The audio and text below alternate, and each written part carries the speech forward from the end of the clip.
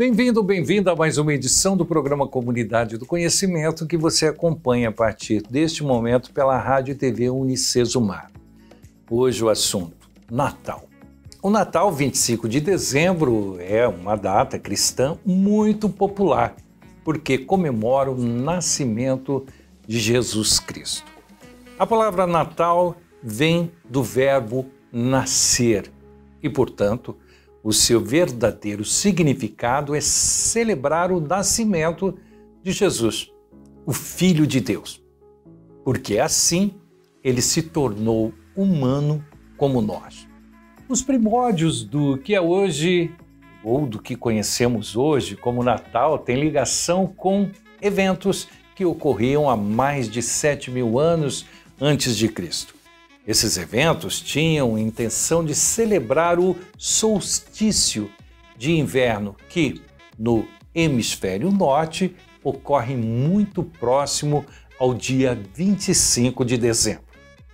A noite em que este fato ocorre é a mais longa do ano, fazendo com que os dias fiquem mais compridos. Os povos antigos celebravam esse momento como o renascimento da luz. Como muitos eram caçadores, coletores e dependiam também do plantio, a volta de dias mais longos significava também renovação da esperança pela sobrevivência. Assim, sem saber exatamente o dia em que Jesus nasceu, a igreja aproveitou a comemoração pagã e a transformou na celebração do nascimento de Jesus, cristianizando a festa. Ao longo dos anos, a comemoração do Natal foi incorporando expressões de várias culturas e transformou-se na festa que conhecemos atualmente. Sobre o real sentido do Natal, vamos conversar com o pastor Denis Vicentim, da Segunda Igreja Presbiteriana Independente de Maringá. Então, não saia daí, nós voltaremos com o programa Comunidade do Conhecimento logo após o intervalo.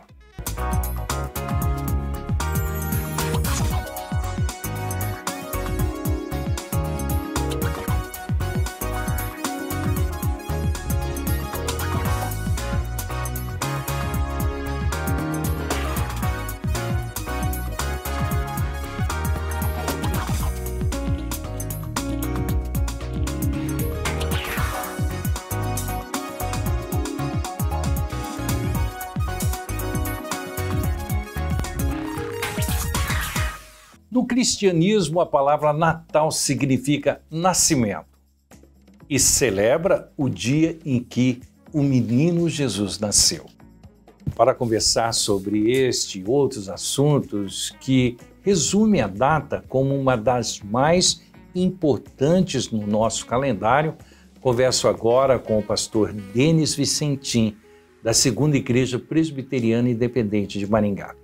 Pastor, mais uma vez aqui com a gente, muito obrigado em atender nosso chamado.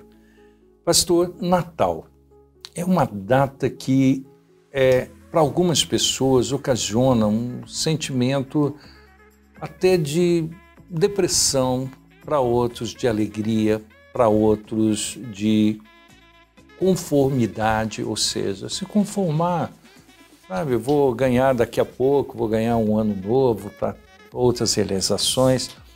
O que é o Natal na visão do Senhor enquanto homem e o que é o Natal na sua visão enquanto pregador, né? Um pastor e pessoa que tem a palavra de Deus ali na Bíblia que possa estar nos explicando melhor o que vem a ser esse dia. Olá, Val, olá, espectadores da TV Unicesumar, é muito bom estar aqui novamente. E para poder responder isso, eu acredito que seja melhor não colocar tanto a minha opinião pessoal e a opinião da palavra, porque na verdade as duas já estão quase que confundidas uma na outra, em virtude de estarmos, assim, considerando o Natal cristão, o Natal bíblico. Mas acho que é interessante a gente falar sobre o Natal festa popular e o Natal cristianismo. Porque na verdade, quando a gente fala em Natal, isso evoca nas pessoas mais diversos sentimentos, como você acabou de dizer. Alguns traz a eles o sentimento de aversão. eu não quero essa festa, eu não quero esse consumo, não quero participar. Alguns até vão dizer que isso seria um pecado, entrar num tipo de uma comemoração como essa, e chegam até a esta postura também. E existe o Natal, que é a festa cristã, a celebração de que Cristo tocou a terra, o Deus que visitou a humanidade na pessoa de Jesus Cristo, e que é o motivo real da nossa celebração.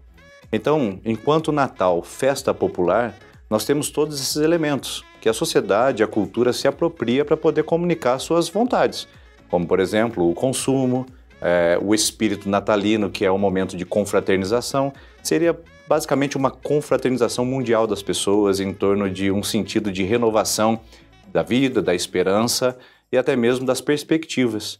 Então, se você perceber na festa popular, se tirar Jesus, parece que ele não faz muita diferença, porque você tem o consumo, o retorno das pessoas às casas, uma expectativa em torno do ambiente, a confraternização, a comunhão das pessoas, as pessoas ficam mais solidárias, ficam mais tolerantes, mais respeitosas, pedem perdão com mais facilidade. Agora, o Natal cristão não. Esse Natal, ele na verdade se refere a um movimento ou um acontecimento na história que diz respeito à nossa vida de fé. E isso não se restringe apenas a uma data ou um calendário. Portanto, se do Natal cristão a gente colocar qualquer símbolo ou qualquer elemento que não seja Jesus, nós perdemos totalmente o significado e o sentido. Por isso que o Natal cristão que nós celebramos é o nascimento de Jesus. E ele deve ser uma constante na vida do ser humano, do cristão, durante todos os dias do ano e não apenas no 25 de dezembro, como a festa popular se apropriou para colocar uns outros elementos da cultura. Na sua visão, o que realmente aconteceu com a mãe de Jesus, com José? Foi da forma como nós vemos num presépio? Houve uma manjedoura? Houve os reis magos? Como nessa visão da qual o senhor muito bem explicou, se tirarmos o menino Jesus, muita coisa, as luzes vão continuar, a festa, o peru de Natal vai ter, né?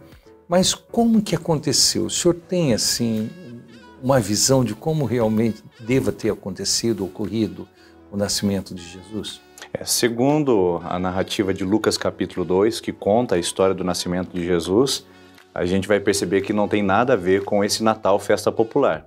Não tem luzes, não tem espetáculo, não tem uma grande aglomeração de pessoas em torno desse acontecimento. É um evento muito simples, muito singelo e até mesmo humilde. Lucas chega a registrar que José e Maria estavam viajando para refazer o censo nos dias de César e eles acabaram chegando na cidade de Belém e foram pernoitar ali. Quando chegaram, bateram as portas da hospedaria e não havia lugar para eles. Tanto é que eles precisaram se acomodar no estacionamento de animais. Por isso que Jesus nasceu ali na manjedoura. A manjedoura, na verdade, é o lugar de manger, é o coxo dos animais. Então, estando ali, tentando pernoitar naquele lugar, Jesus nasce exatamente na manjedoura, no estacionamento de animais, que era chamado de estrebaria, e esse acontecimento realmente mostra a humildade. Isso foi um choque, com certeza, principalmente para a religião da época, que esperava um Messias, um Salvador poderoso, que viesse em contornos reais, mas na verdade ele veio bem simples. E muitas vezes a gente quer espetacularizar esse acontecimento. E ele foi simples, humilde e singelo. Por isso que às vezes o presépio traz uma outra conotação, às vezes a gente coloca alguns contornos da cultura para tentar trazer um pouco mais de vibração a um acontecimento que de fato foi muito simples, muito humilde. E o Deus Todo-Poderoso que entrou pelos bastidores da humanidade numa manjedoura, numa estrebaria de animais. Isso realmente era um escândalo para aqueles religiosos que aguardavam um Messias poderoso naquela época. E eu vou dizer para você que também continua sendo um escândalo para a nossa cultura, que não quer algo tão simples, não quer algo tão humilde e quer embelezar esse momento colocando outros elementos. Inclusive, os reis magos, né, são tomados de uma popularidade, quando na verdade nem nas escrituras eles não têm nomes, eles não são três e não são magos. Então existe uma narrativa que foi sendo apropriada pela cultura, dando nomes a eles, dizendo que são três e que seriam mágicos. Na verdade, isso não condiz com a palavra. São estudiosos do Oriente que sabiam que haveria de vir o Messias, interpretando as profecias e as Escrituras. E reconheceram naquele evento singelo e simples que o Rei do Universo estava naquela manjedoura. Isso é fantástico. O que muda com a chegada de Jesus, com o nascimento de Jesus? Até o nascimento de Jesus havia uma expectativa messiânica no povo judeu. Na verdade, o Messias é a palavra hebraica para a palavra grega Cristo. A mesma palavra que significa o Salvador, aquele que vem para libertar. Certo. Então o povo judeu de fala hebraica aguardava pelo Messias. E então eles criaram o seu próprio elemento, seu próprio padrão de Messias. Como deveria ser? Deveria ser um alto governante, alguém poderoso, de linhagem real. E isso não está muito atrelado à pessoa de Jesus quando ele vem no Novo Testamento, nascendo de uma maneira tão simples e vivendo uma vida tão simples, inclusive sendo filho de pessoas tão simples.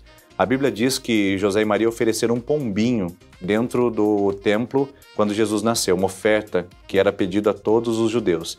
Quem oferecia pombinho é quem não tinha recurso nenhum financeiro, porque eles poderiam capturar o pombo na própria natureza. Então, mostra que a simplicidade da família de Jesus já é definida ali nos evangelhos.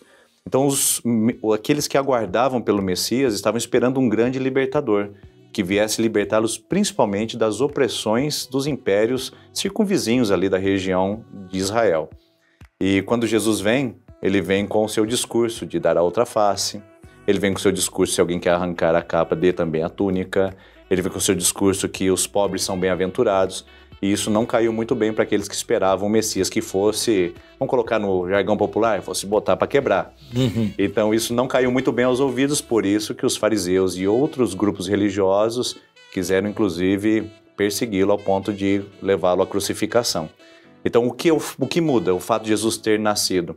Muda que aqueles que creem em Cristo, creem que Ele é o Messias e que veio libertar a humanidade, não de um império físico, não de um governo momentâneo, mas do império das trevas, do domínio do mal, da força do pecado e da definição do inferno sobre a nossa vida. Então, o Messias ter vindo e sendo esse o Cristo, Jesus, o nosso Senhor, nos torna com a condição de acessarmos a eternidade através de Jesus Cristo, nosso Senhor.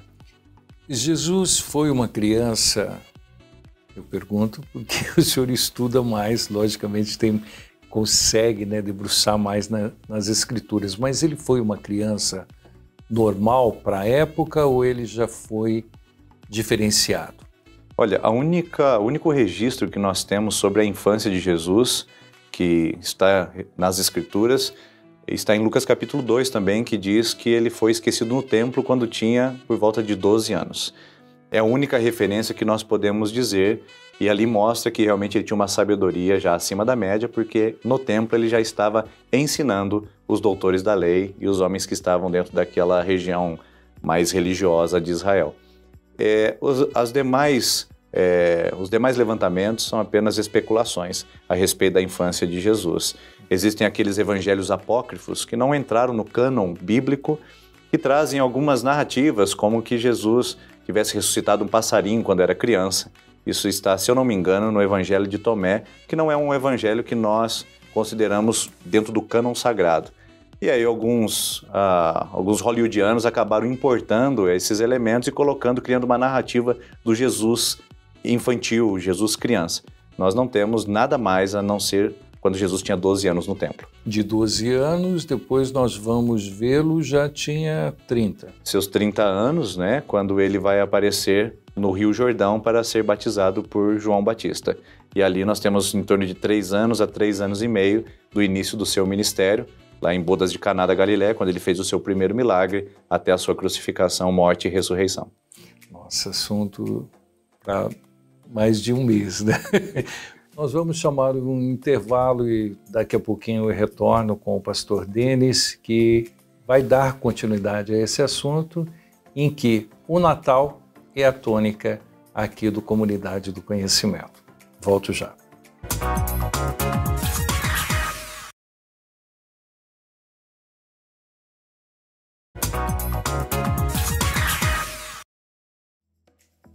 Estamos conversando com o pastor Denis e você está nos ouvindo pela rádio Unicesumar e nos vendo também pela TV Unicesumar. Esses programas são produzidos pela Fundação Cesumar.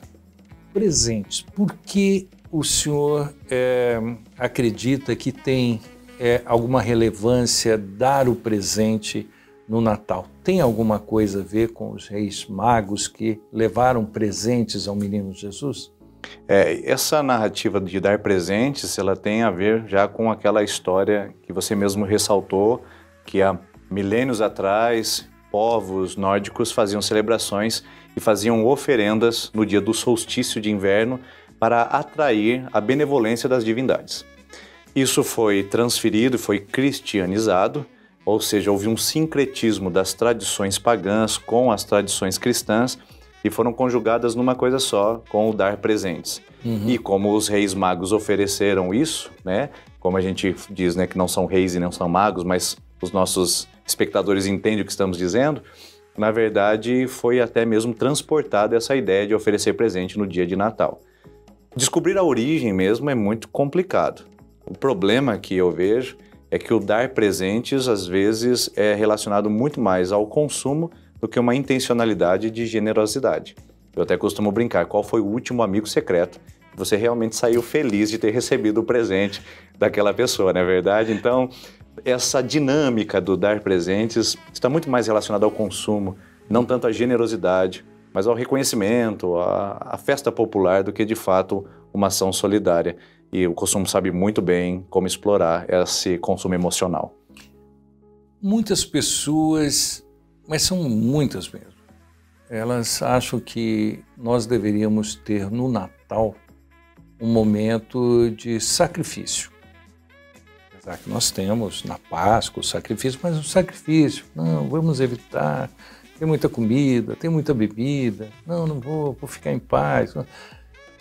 Mas isso não corresponde com você comemorar, com comemoração. Se é o aniversário, tem que ter comemoração.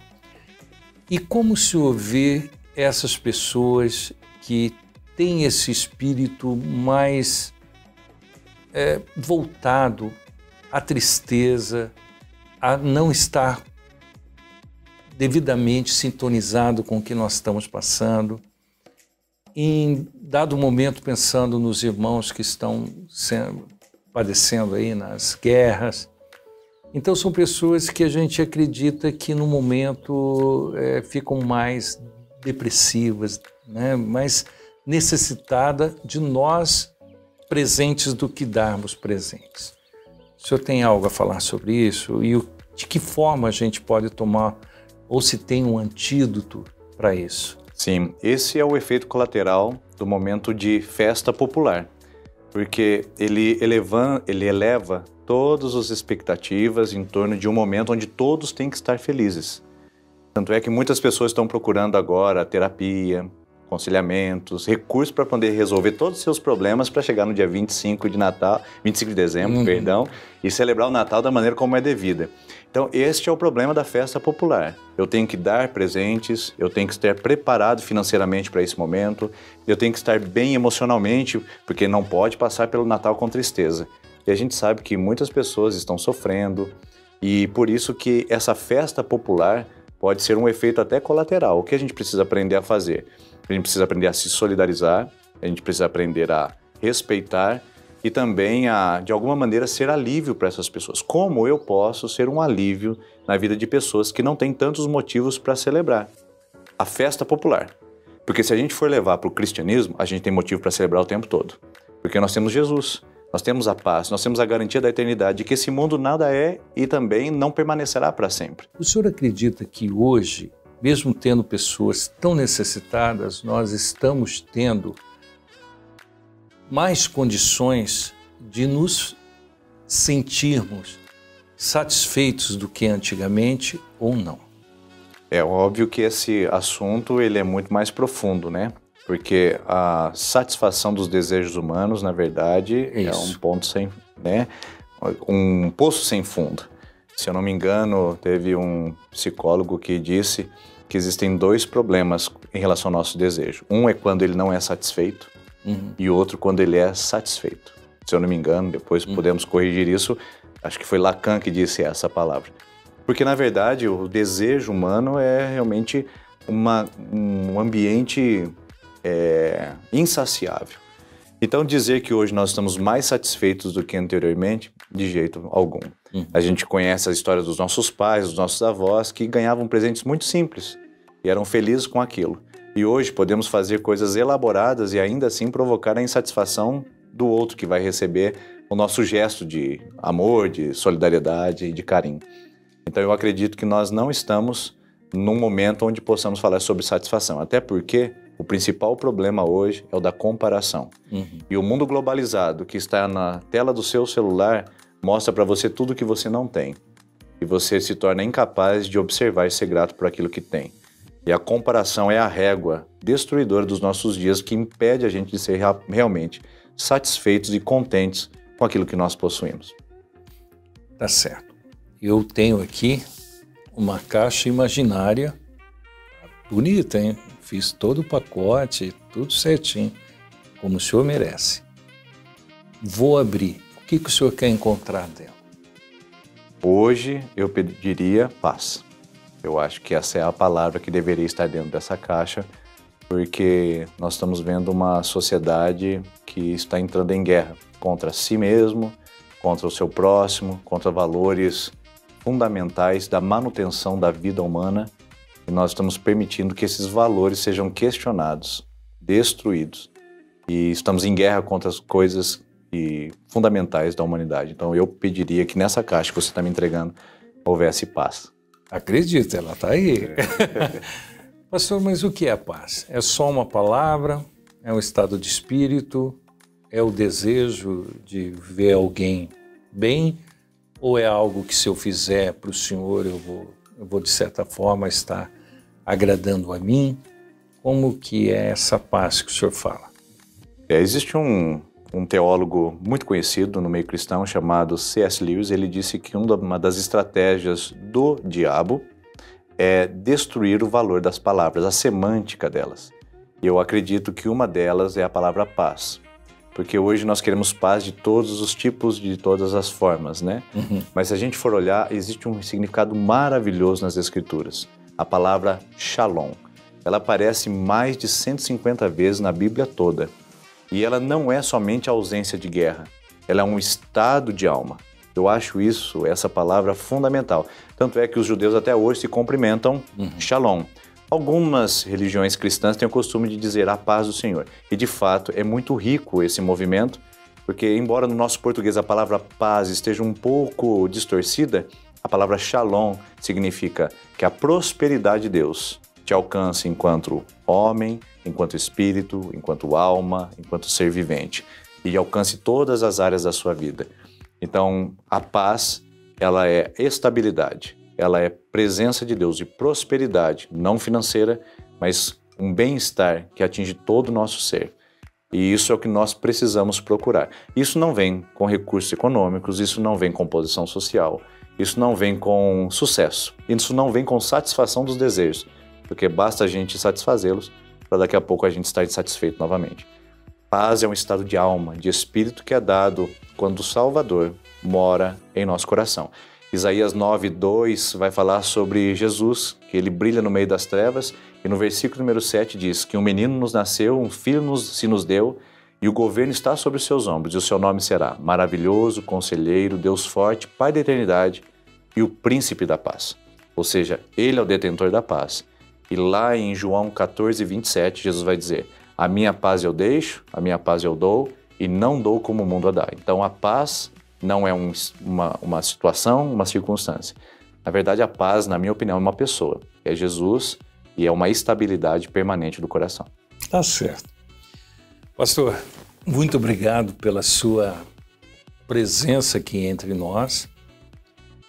O senhor foi um presente para nós da segunda IPI e tem sido utilizado para transmitir. Eu vejo o senhor falar, eu falo assim, nossa, isso ele está falando para mim. E várias pessoas quando nós temos esse momento de confraternização com a palavra, muita gente fala assim, nossa, o pastor Denis falou para mim hoje. Eu falei, opa, acabei de pensar que era para mim. Então isso é só uma pessoa com capacidade de entender o direcionamento que foi dado, que pode aplicar algo que beneficia tantas pessoas. Então o Senhor foi um presente para nós e que Deus lhe conceda a paz sempre. Muito obrigado e retorne sempre. Obrigado, Val. Fico muito feliz pelo convite, lisonjeado pelas palavras. Estamos à disposição. É isso aí, gente. O programa chega ao final.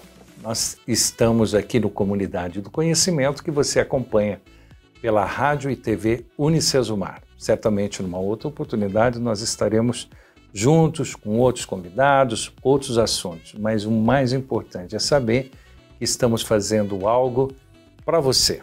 Grande abraço e até lá.